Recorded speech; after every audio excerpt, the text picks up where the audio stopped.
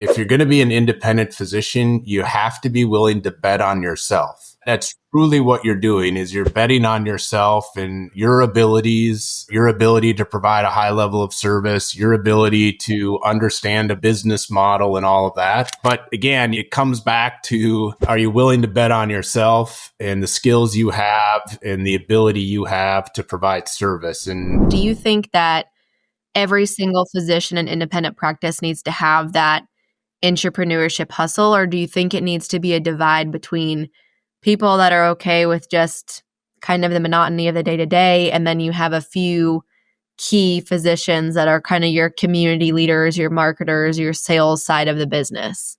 Yeah, I mean, probably a little bit of that depends on the size of the group. I think as you get into a larger group, absolutely, you're going to have that mix. I'll say here's how I would say that though, is that you're going to have that difference and you're going to have those entrepreneurial ones. You're going to have the ones that want to be a part of governance, a part of committees. And then you're going to have additionals that all they want to do is focus on patient service and providing great service. That's great, but you can't shoot arrows from the sidelines then either. So, you can't say, hey, I don't want to be involved in the governance and committees and how we run the business. I'm just going to be here to run, provide great patient care and all of that. But then you can't shoot arrows from the sidelines. And if you want to shoot arrows, well, get involved. Get involved in the committee or the governance or whatever it might be. So I think that's the balance. And I've taken this term from a friend of mine in the past, is we always talk about keep the swords facing out, don't face the swords inward. And, you got to, continue to face them outward. And that's where your true competition is. Yes, you're going to compete with your partners inside the practice, which frankly is going to make the practice better. But ultimately, your true competition is outside those walls. Yeah. Thanks for tuning in to the Healthy Careers podcast. In 2024, we reached over 32,000 listeners and ranked in the top 15% of all podcasts. We're proud to have SharePro Health as a sponsor and are currently looking for 2 more partners in 2025. If you're looking to connect with healthcare leaders, providers, and innovators, we'd love to spread the word about your service, product, or business. Reach out to me, Maddie, for more details. And it is interesting because sometimes I'll talk to people when we're hiring for private practice, and the physicians, it's almost like they're confident in their ability, but if there's another person that's there that's already doing what they're doing, they're like, well, how do I know there's enough patient volume? And it's like, well, that's on you. I don't have the answer for you. That's something that you're going to have to figure out once you're there.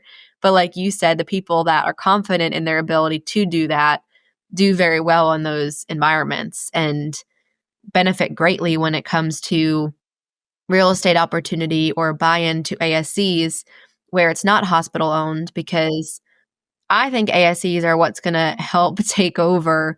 And so many practices are trying to get removed from the hospital systems and be independent for that reason, because it removes the hurdle of what everyone's running into, whether it comes to authorizations. And, I've seen a lot of places also moving to more of like cash-based and or out-of-pocket type of model as well, which is interesting. But I think sometimes that can help, especially there's a group here that does it for like professional athletes if they need to have surgery right that day, so that you're stepping over, not having to wait for the authorization and have to go through getting an x-ray, getting an MRI, going to PT before you have the surgery. Yeah, and you're seeing a little bit more of that, and I'll say there's a level of concierge. I think, again, groups got to be careful with that a little bit from a standpoint. That is a really niche population. That is, you have to be in a very specific geographic area with a very niche population that could truly drive people with money. Yeah, very fluid area.